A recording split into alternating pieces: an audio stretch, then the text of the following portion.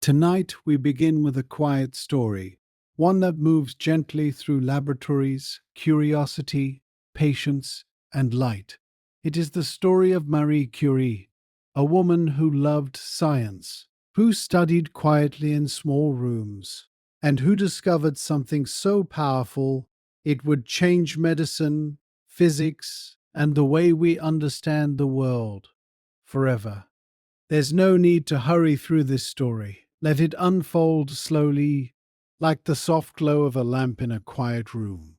As you listen, imagine a small attic space, cold in the winter, warm in the summer. Books are stacked carefully, and a young woman working patiently towards something she deeply believed in. Tonight, we follow her journey from a quiet childhood in Poland to a life of discovery that still lights up the world today. Marie Curie was born in 1867 in Warsaw, Poland. Her given name was Maria Skłodowska, and from the beginning, she seemed to notice the world with unusual care.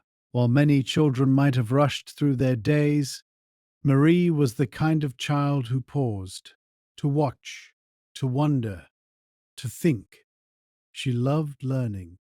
She loved reading. She loved the quiet satisfaction of understanding something new. Even as a young girl, she felt drawn to knowledge, the way some people are drawn to music, or to art, or to the stars. Her family encouraged her curiosity. Her father was a teacher. Her mother cared deeply for her children. And though life was not always easy, their love for learning was strong. It was a love that would stay with Marie through all the years ahead. But life in Poland at that time was not simple. There were rules about who could study, who could teach, who could pursue knowledge freely. And for a young woman like Marie, those rules felt like walls. Yet she did not give up. She did not let the walls stop her. Instead, she found ways to keep learning. She read books. She attended secret gatherings where knowledge was shared quietly. She saved money. She dreamed of a place where she could study without limits, without fear. That dream was not loud. It was not dramatic. It was gentle, steady, and full of hope. In the quiet of her attic room, in the stillness of her thoughts, a future began to take shape, one that would lead her far beyond Warsaw and into the world of science itself. As the years passed, Marie's dream of becoming a scientist grew stronger. She was not searching for fame. She was not searching for recognition. She was searching for understanding. She wanted to know how the world worked. She wanted to understand the mysteries of nature. She wanted to learn and to help others learn through the quiet, steady power of science.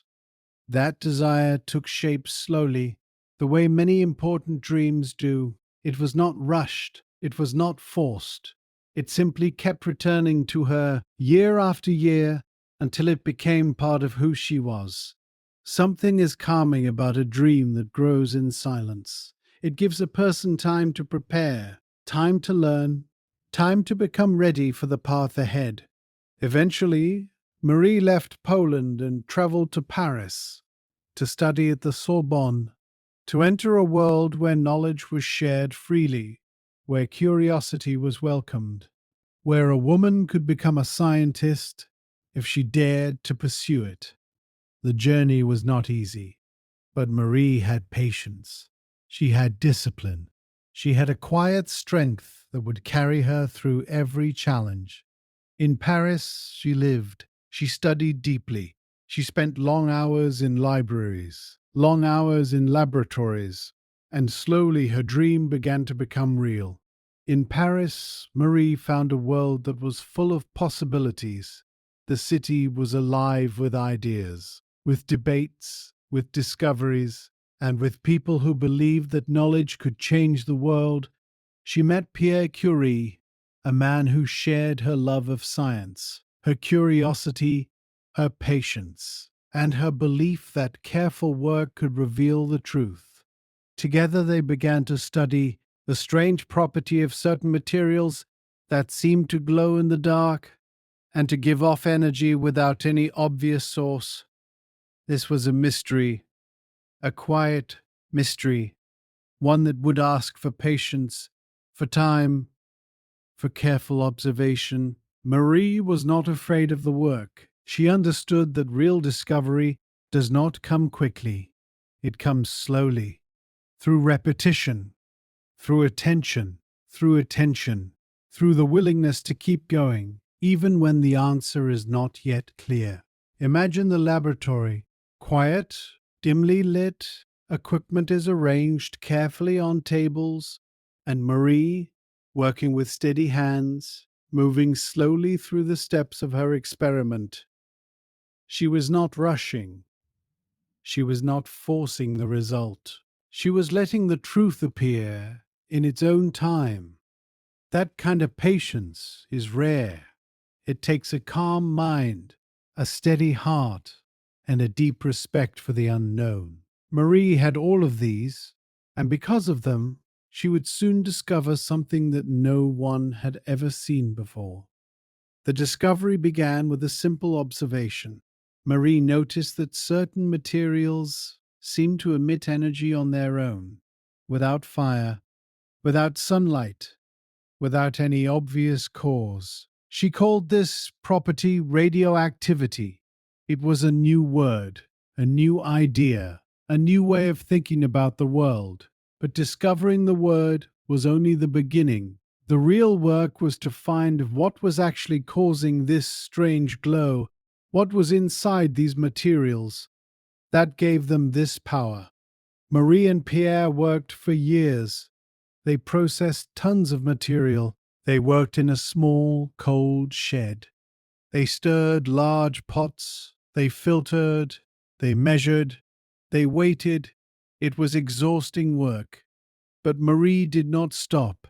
She understood that the truth was worth the effort. And finally, after months of careful work, they found it. A new element, one that glowed with a soft blue light, one that held energy in a way that was almost magical.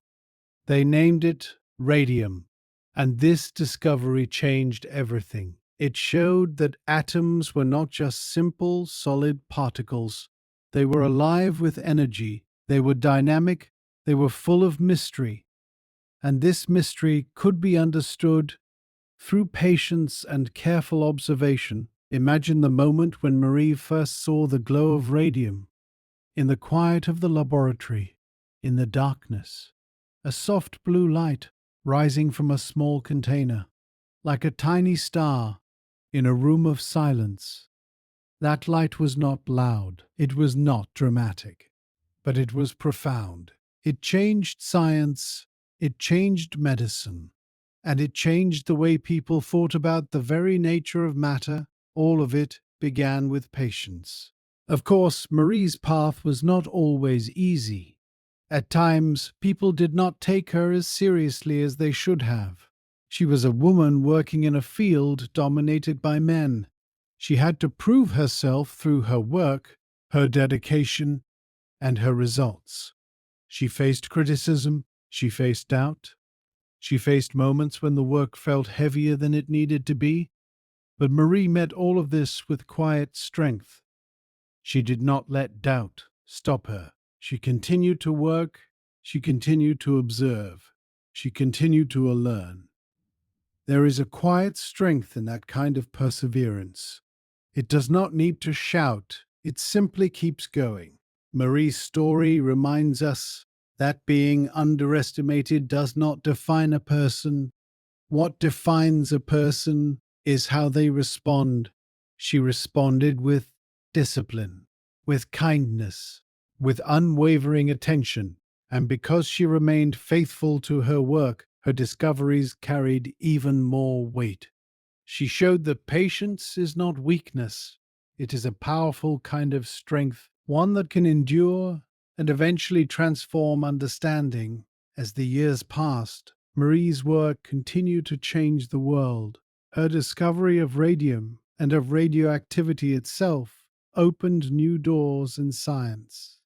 In medicine, in our understanding of the universe, she became the first woman to win a Nobel Prize, and later, the first person to win two Nobel Prizes, one in physics, one in chemistry. These honors were not given to her quickly. They were earned through years of careful work, through patience, through dedication, and through a belief that science could serve humanity. Marie did not keep her discoveries to herself. She shared them freely. She believed that knowledge should be used to heal, to help, to improve life for others. During World War I, she even traveled to the front lines, bringing mobile X-ray units to help doctors see injuries inside wounded soldiers. That act of kindness, that commitment to serving others, makes her story even more peaceful, even more inspiring, because it shows that a life of science can also be a life of care, a life of service, a life rooted in compassion. Marie Curie's life did not end with discovery.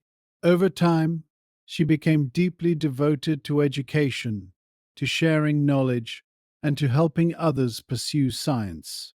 She believed that learning should be accessible. She believed that curiosity should be welcomed. She believed that science could be a force for good in the world. She taught, she mentored, she encouraged young scientists, especially young women, to follow their own dreams of discovery. Her legacy became more than research. It became a call to attention, to curiosity, to compassion, and to responsibility. This part of her story is especially peaceful because it shows how a life rooted in curiosity can become a life of service. Marie did not simply observe the world, she cared for it. She encouraged others to do the same, and in that way, her work reached far beyond the laboratory.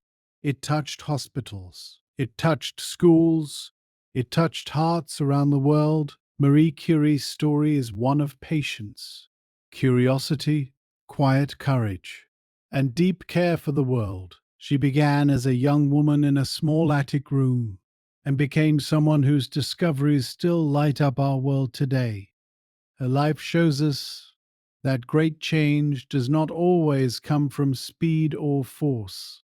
Sometimes it comes from waiting, watching, and caring deeply enough to notice what others might miss.